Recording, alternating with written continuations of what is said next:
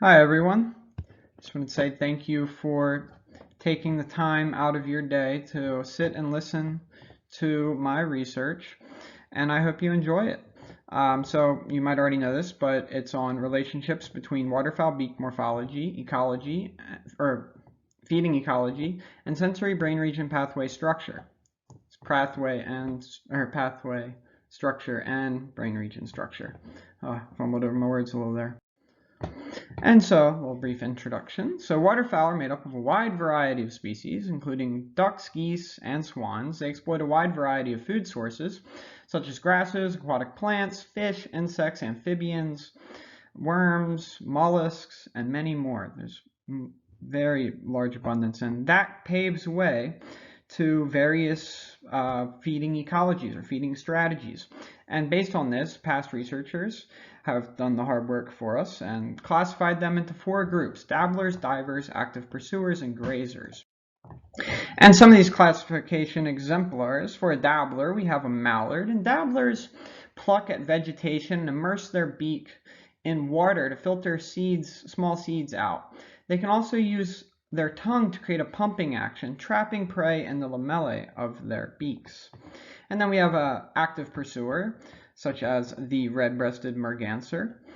And how they feed is they have more of a narrow serrated beak that allows them to catch fast-moving agile prey. And then a diver, a ring-necked duck.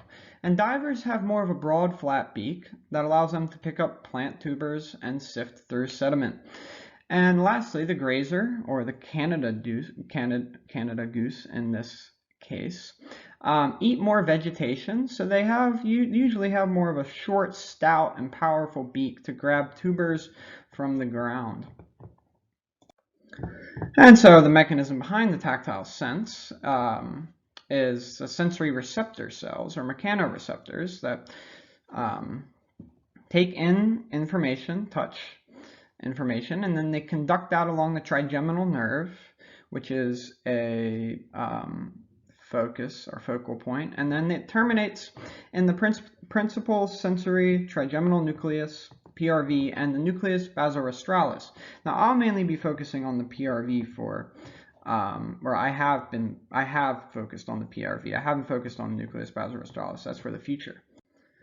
And so for the significance, all this information, PRV cell counts is one thing that I've gathered. Trigeminal nerve fibers counts, mechanoreceptor counts. We calculate the mechanoreceptors by counting pits that are in the beak, and the pits actually house the mechanoreceptors. So in the end, we use CT scans, and we were able to quantify that. It was more of a what you could say, exhaustive technique of doing it, but grateful that we had help with that. And so in the end, this is going to give us a better understanding of evolutionary mechanisms of sensory specialization and its relationship to phylogeny, ecology, and allometry. And lastly, I will give you a little sneak peek at my poster. And one thing that I want to mention in going in is to keep an eye on the keys, because they're very important for understanding and interpreting the graphs. I hope you enjoy it, and I hope to meet you soon. If not, I hope you enjoyed the information you received here, and you have a great day. Thank you. Goodbye.